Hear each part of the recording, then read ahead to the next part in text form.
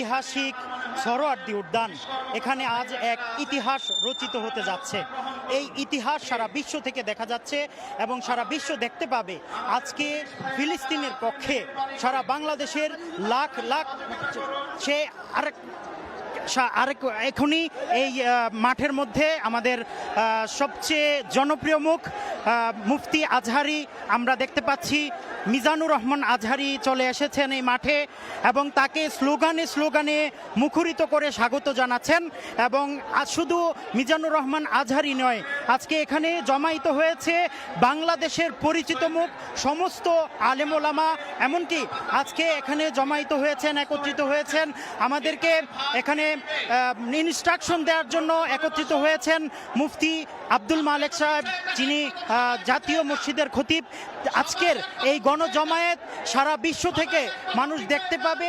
200 কোটি মুসলমান এক নয়, একতাবদ্ধ এক কাতারে এবং একতাবদ্ধ বোঝানোর জন্যই এক হয়ে তারা আজকে স্লোগান দিচ্ছে ফ্রি ফ্রি ফিলিস্তাইন, ফ্রি ফ্রি ফিলিস্তাইন। 3টা থেকেই এই আনুষ্ঠানিকতা শুরু হয়েছে, 4টা পর্যন্ত এই আনুষ্ঠানিকতা চলবে এবং স্লোগানে স্লোগানে মুখরিত হয়ে যাচ্ছে। আজকে ফিলিস্তিনের উপর যেই গণহত্যা, বর্বরতা, যেই নির্বিচারে গণহত্যা চলছিল তার বিপক্ষে এবং তার প্রতিবাদে আজকের এই বাংলাদেশের লাখ লাখ জনতা এই ঐতিহাসিক সোহরাওয়ার্দী উদ্যানে একত্রিত হয়েছে। তাদের সবার মুখেই একটাই স্লোগান, ফিলিস্তিনের জয় হোক, ফিলিস্তিন জিন্দাবাদ, ইসরায়েল নিপাত যাক, জায়নবাদ নিপাত যাক। এই স্লোগানে মুখরিত হয়েছে আজকের ঢাকার এই অঞ্চলটা পুরোটাই।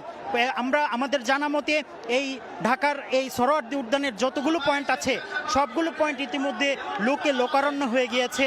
আমরা জানি আজকে বহুদিন যাবৎ, বহু বছর যাবৎ ইহুদিবাদ মুসলমানদের উপরে যে নির্যাতন চলছে, মুসলমানদের উপরে যেই নির্বিচারে গণহত্যা চলছে, তার বিপরীতে আজকে মুসলমানরা গর্জে উঠেছে। এই গর্জন 200 কোটি মুসলমানের গর্জন। এই গর্জন জানান দিতে চায় যে ইতিহাস থেকে, পৃথিবীর বুক থেকে কখনো মুসলমানদেরকে মুছে দিতে পারবে না। আজকে শুধু ইসরায়েল নয়, সারা বিশ্বের যারা অমুসলিম আছে, কাফের আছে, কুফফার শক্তি আছে, তারা আজকে মুসলমানদেরকে নিশ্চিহ্ন করার ষড়যন্ত্রে লিপ্ত হয়েছে। শুধু তাই নয়, তারা আজকে আল আকসার মতো আমাদের পবিত্র ভূমি, প্রথম কেবলা, এই কেবলাকে তারা মাটির সাথে মিশিয়ে দিয়ে সেখানে তারা থার্ড টেম্পল নির্মাণের ষড়যন্ত্র করছে। এই থার্ড টেম্পল নির্মাণের ষড়যন্ত্রের সূচনাটাই ছিল এই ফিলিস্তিনিদের নিধনের সূচনা। তাই তারা চায় যে দাজ্জালের মতো এত নৃশংস যে কিয়ামতের আগে মুসলমানদেরকে পথভ্রষ্ট করবে, তাদেরকে এই দাজ্জালকে তারা মাসিহ মনে করে। এই দাজ্জালকে তারা পৃথিবীতে আনার জন্য থার্ড টেম্পল নির্মাণ করতে চায়।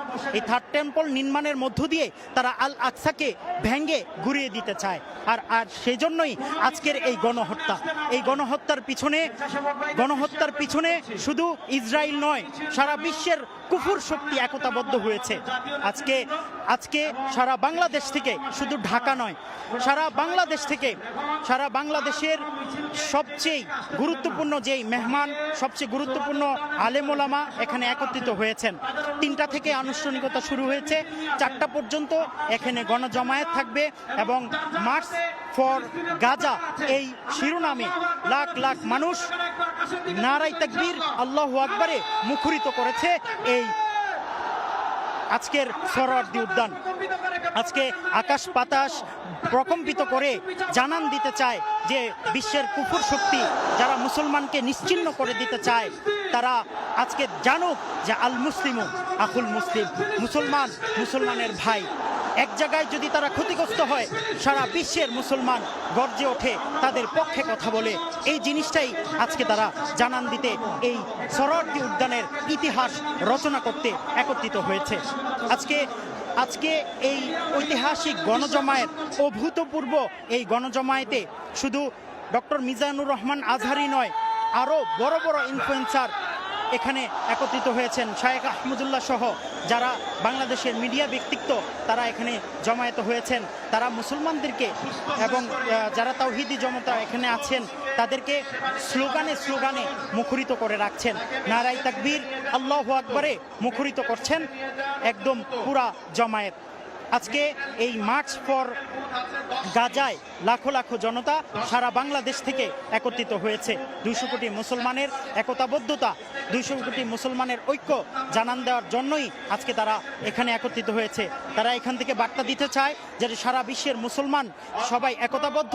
যদি ফিলিস্তিনের উপরে এই হত্যাযজ্ঞ, এই নৃশংসতা, এই বর্বরতা, এই জেনোসাইড, এই গণহত্যা যদি বন্ধ না হয় তাহলে সারা বিশ্বের মুসলমান তাদের বিরুদ্ধে সেই জায়োনিস্ট, সেই ইহুদিবাদ তাদের বিরুদ্ধে সোচ্চার হয়ে উঠবে এবং তাদেরকে দমানোর জন্য যা যা করা প্রয়োজন তারা সেখান থেকে করার সর্বোচ্চ চেষ্টা করবে। সেটাই এই গণজমায়েত থেকে তারা বার্তা দিচ্ছে।